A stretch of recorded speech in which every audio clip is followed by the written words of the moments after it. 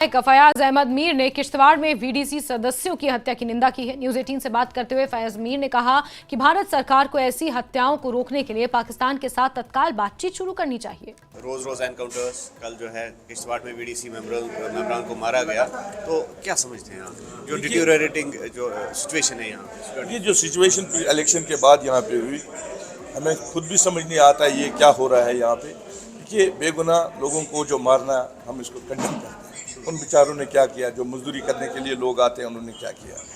ये बहुत गलत है, ये कत्ल है सीधा, कि मतलब हमारे मज़हब में भी इस चीज़ को इजाज़त नहीं है कि आप एक बेगुनाह का कत्ल करेंगे। जो लोग बेचारे अपना परिवार छोड़कर यहाँ मजदूरी करने के लिए आते हैं, ये बहुत ही ज़्यादती है। चाहे ये वीडीसी मेंबर हो, मरता सिर्फ हमारे जम्मू कश्मीर का है या इस मुल्क का है। और इन दोनों मुल्कों को चाहिए कि वो आपसी बातचीत के ज़रिए कम से कम जो हमारे ऊपर ये मुसीबत पिछले 40 साल से है, जहाँ आम लोग मर रहे हैं, बेचारों को जो मजदूरी करने के लिए जाता है या कहीं पे ग्रेनेड होता है, आपने देखा अभी जो हुआ ग्रेनेड अटैक हुआ वहाँ का, वो बेचारे संडे मार्केट वही एक दिन उनका होता है और वो काम भी नहीं करने देते हैं उनको।